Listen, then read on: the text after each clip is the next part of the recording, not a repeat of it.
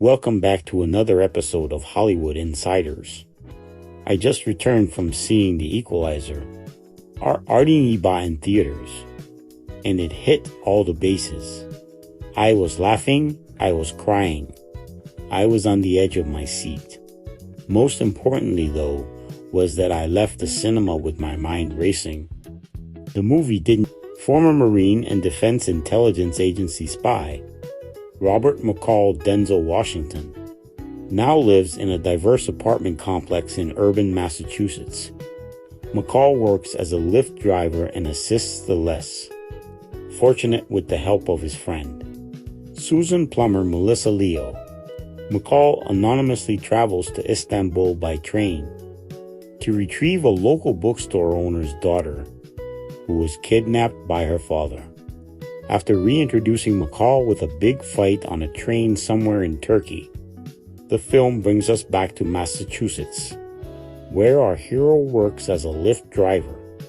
He spends his evenings picking up and dropping off the city's fiends and wanderers. When he isn't driving, McCall likes to read classic literature, with Marcel Proust's In Search of Lost Time being his latest choice, and it is a great one. Still keeping his past and present. As a professional assassin once used by the CIA hidden, McCall nonetheless finds time to help those in trouble. When local kids ruin the garden and mural of his apartment, tended by his kind neighbor Fatima Sakina Jaffrey, McCall uses the incident as an opportunity to help a talented local kid named Miles Ashton Sanders practice his art skills. But a new threat arises when McCall's friend and colleague, Susan Melissa Leo, is brutally killed by assassins in Brussels while investigating the strange death of another intelligence world figure. McCall meets with former fellow operative Dave York Pedro Pascal to get to the bottom of what is happening. It soon becomes clear a cleanup job is underway, and McCall is next in the crosshairs. The Equalizer 2 is a sequel that preserves the tone of the main character but doesn't know how to carry him into new horizons. The director is again Antoine Fuqua, a filmmaker of style and craft. Here he feels a little bored with the material. The screenplay by Richard Wenk strips McCall of any new insights or developments as a character. By the end, he still remains a walking shadow who can snap a guy's arm without effort.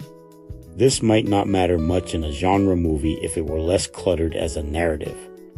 Fuqua tries to balance the more meaningful aspects of the story with the over-the-top, disguised as a Muslim, and takes down some gangsters, all to rescue the kidnapped daughter of the local bookstore owner. Who funds such adventures? We assume his former intelligence handlers. Wait, but apparently he was marked off as dead, so he is going rogue. Not clear. It also takes quite a while for the plot to even get cooking, since Fuqua spends a large chunk of the first act simply following McCall around as he reads, lectures Miles on the need to go to school, chats with an old Holocaust survivor Orson Bean about a lost painting, and helps an abused prostitute by beating up her wealthy clients.